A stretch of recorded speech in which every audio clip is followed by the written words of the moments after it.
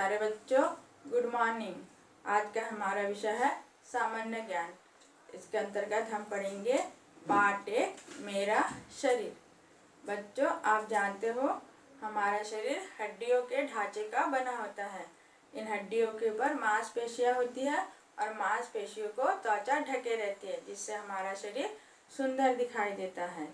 हम जीवित प्राणी हैं और हमें अपने दैनिक जीवन में भिन्न भिन्न प्रकार के कार्य को करना पड़ता है। इन कार्यों को करने के लिए हमारे शरीर में भिन्न भिन्न अंग होते हैं। आज हम इन्हीं अंगों के बारे में पढ़ेंगे। आओ देखो हमारे शरीर में कौन कौन से अंग होते हैं। हमारा शरीर 3 भागों में बटा होता है। पहला है सिर।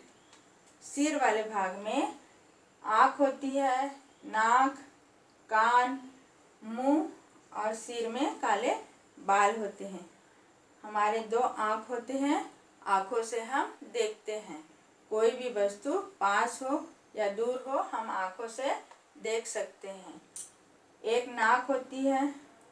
नाक से हम श्वास लेते हैं एवं विभिन्न प्रकार के गंधों का पता हमें नाक से चलता है।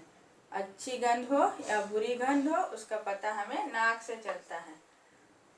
कान, हमारे 2 कान होते हैं। कानों का कार्य है सुनना।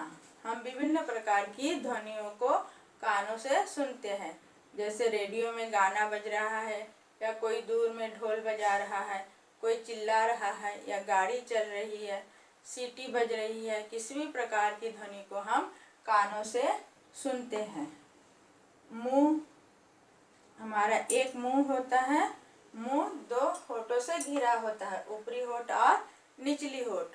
मुंह में 2 कतारों में दांत होते हैं।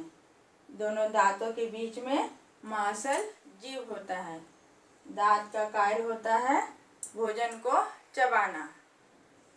जीभ से हमें विभिन्न प्रकार के स्वाद का पता चलता है। जैसे हम किस प्रकार का भोजन कर रहे हैं। हम जो भोजन कर रहे हैं वो खट्टा है, मीठा है, नमकीन है, कड़वा है या कसेला।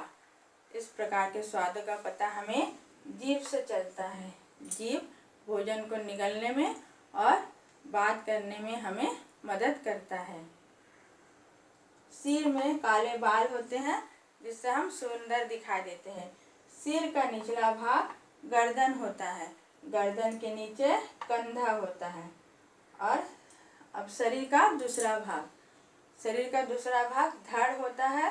धड़ में कंधा होता है और धड़ का सामने का भाग छाती होता है। छाती के नीचे के भाग को पेट कहते हैं और धड़ के पीछे वाले भाग में जो हमारा शरीर का पिछला भाग होता है, उसे हम पीठ कहते हैं। धड़ में 2 हाथ होते हैं। हाथों में 5-5 उंगलियां होती हैं।